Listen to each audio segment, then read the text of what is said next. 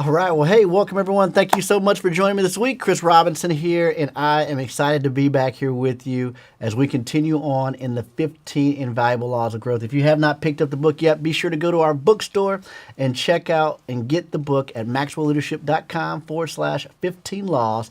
Get the book in your hands. You absolutely need this book in order for you to grow. And so I hope that you've enjoyed it, going along with us each and every single week for the last several weeks. And if you have not had the opportunity to watch all of the videos, you can go back, watch them, all 11 weeks that have led up to this point here, so you can get caught up. I know that it will be of great value and great use of your time to do so.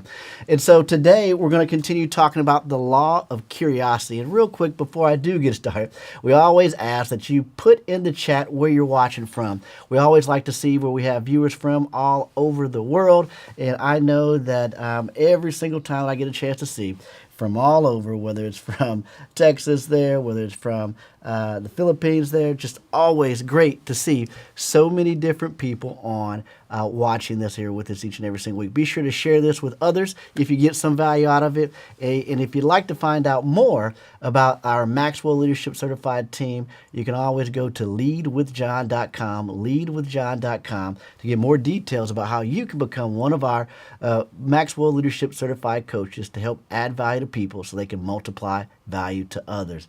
Today we're talking about the law of curiosity. The law of curiosity says growth is stimulated by asking why. And when it comes to curiosity, if you want to grow, if you want to develop, you have to develop curiosity.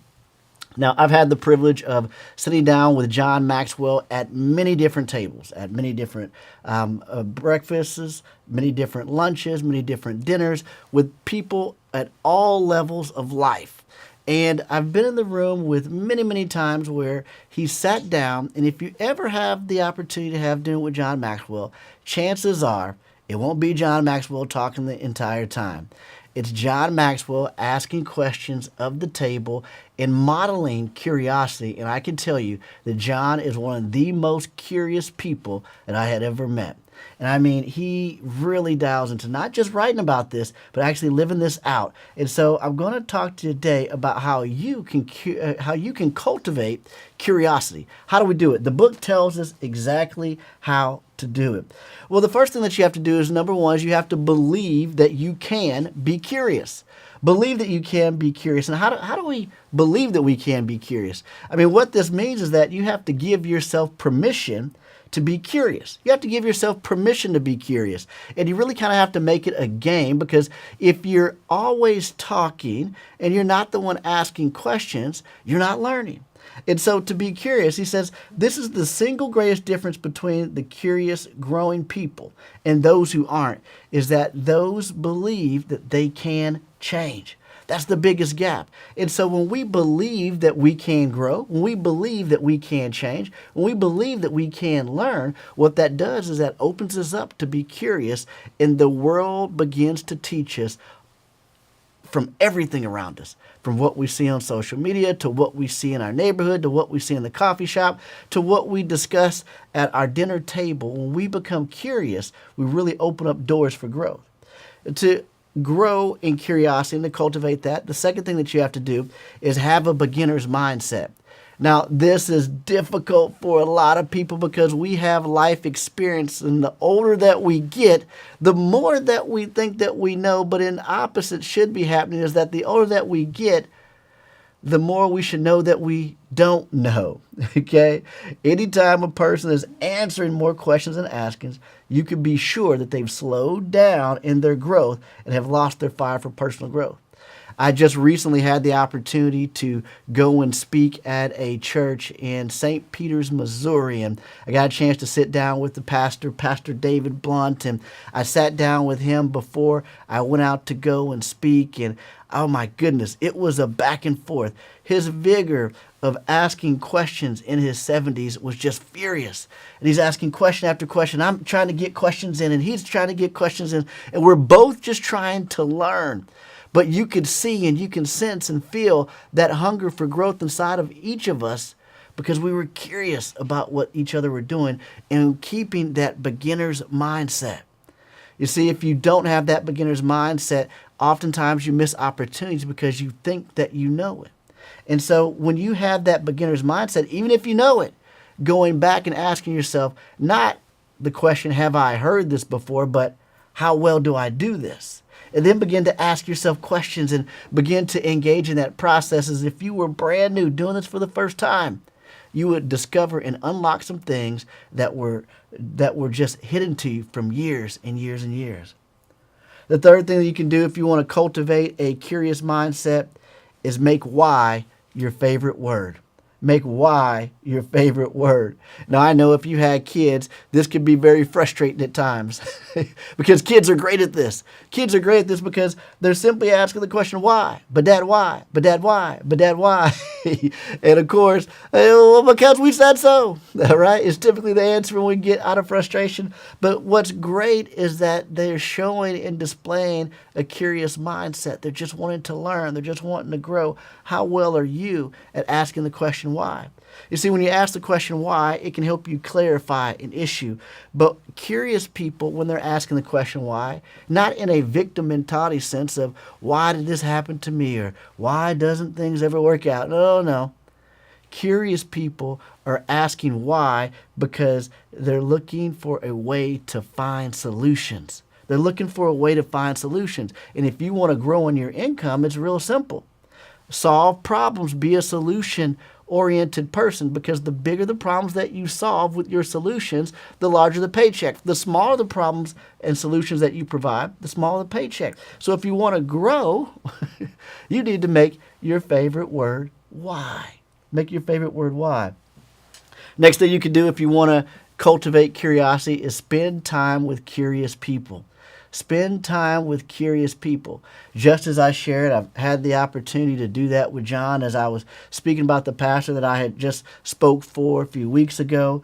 I'm spending time with curious people, wanting to figure out how things work, why things work that way. I had the opportunity this past weekend to go to an event with business owners. We went out to this polo event. First time I ever went to a polo event. And I'm there, and everyone at the table is asking questions. It was one of the most curious tables that I had been around in quite some while, but yet these were kids as young as 26 years old to men and women that were retired in their 70s, but everyone was curious about one another, what they did, what they're learning, how they achieved, how they're growing. You want to be around curious people. The next thing you can do if you want to become curious is set your intention to learn something new every day. Set your intention to learn something new every day. Now, I know you've heard that your entire life, but again, not asking the question or saying the statement, I've heard that before, but asking yourself the question, how well do I do that? How intentional are you on learning something new every single day? But how do you wake up with that attitude? How do you go out and say, hey, I'm going to learn something new today? Well, the first thing you have to do is you have to wake up with an attitude of openness. Not waking up with, I'm getting ready to grind through the day. I'm getting ready to go through the motions. I'm going to work. I'm coming home. I'm watching TV. I'm going to bed. I'm going to rinse and repeat that cycle until the weekend hits. No, you have to wake up with an attitude of openness of, I'm seeking out.